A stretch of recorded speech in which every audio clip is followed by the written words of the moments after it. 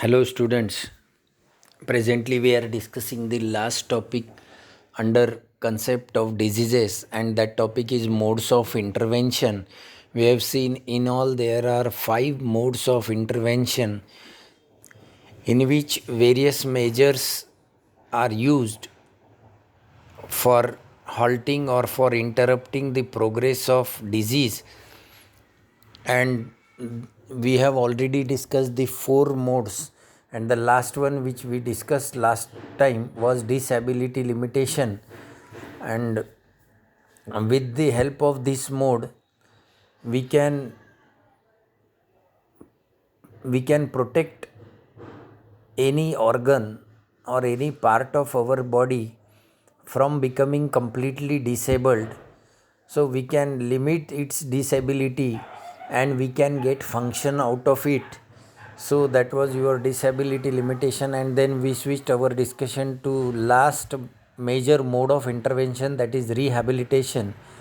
The rehabilitation in simple sense means bringing back to normalcy. Now, we have gone through the definition of rehabilitation and seen that it is defined as the combined and coordinated use of medical, social, educational, and vocational measures for training and retraining the individual to the highest possible level of functional ability. That means by taking various measures like education, like financial support, like social support, like medical support, by using all these ways or means of intervention, we can bring an individual to the highest level of functional ability. That is called as rehabilitation. That means instead of leaving an individual or ignoring an individual, we can take output from him. The best example I can quote is that when we have got schools for deaf and dumb, we have got schools for physically challenged, we have got schools for blind students or blind persons. Now the objective of these schools are, we have got various government schemes for such peoples which gives them support for earning their livelihood, which gives them opportunity for jobs. Now, because of these means, an disabled person or specially abled person or individual can also give output or can become productive one. I think I have quoted one example of my younger brother who is blind by birth.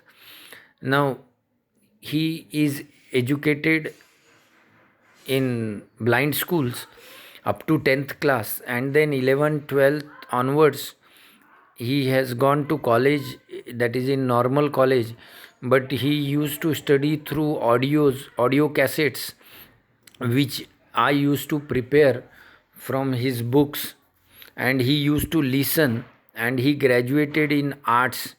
After graduating, he got a job in government school. Of course, it is a school for blinds or blind students, and he is teacher there, and presently he is earning 40,000 per month. Now imagine, if we have not given him proper education, if he didn't got job, what will be his situation today? He might have felt ignored, he might have felt inferior, he might have what you can say, felt dependent on others. So self esteem will somehow get disturbed, and this may lead to certain mental changes in his behavior, and his mental changes and change behavior may be he, there. So now he is well settled, he got married, he is having children, and he is living a normal life other like other individuals. He is not dependent on anyone. So this is called rehabilitation. Now, the rehabilitation is or can be of different types. Say, for example, one is called medical rehabilitation. Now, medical rehabilitation is done for restoration of function. Now, after orthopedic surgeries, people were advised to take physiotherapy. Now, the objective behind physiotherapy is to bring that particular part to highest level of functional normalcy at the earliest, or restoration of the function. For that, physiotherapy is done. So this is one sort of example of medical rehabilitation. Then another rehabilitation is vocational rehabilitation, restoration of the capacity to earn livelihood.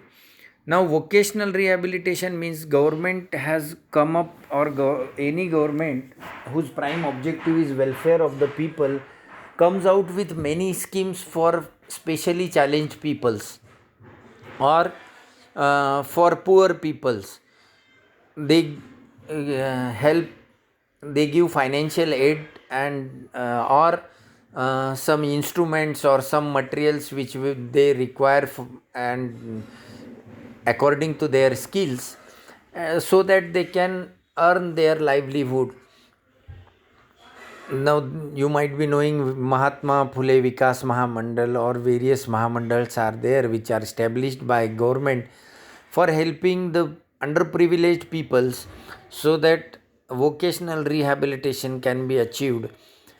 Because if one is earning, one is self dependent, or then many problems of the society can be solved. Or if one is unemployed, then he may either go towards crime, or he may be a patient of depression and may go for suicide or like that. So that's why such type of rehabilitation is essential in the society. Then next is social rehabilitation, restoration of family and social relationship. Now this type of rehabilitation is particularly important for depressed individuals, those who have gone in depression, mental depression particularly. So for them, social support, familial support is required, so that they can be again brought to normalcy. Then psychological rehabilitation, restoration of personal dignity and confidence. Now again, here also, mm, the same example we can take, that is of a depressed individual. When they comes out of the depression, there will be a lack of confidence in them. So by psychologically giving support to them, by motivating them, by standing behind them, we can restore their dignity and confidence. And the examples I have quoted here, that is establishment of schools for blind, then provision of aids for the crippled peoples, then graded exercise in neurological disorders. It is an example of medical rehabilitation.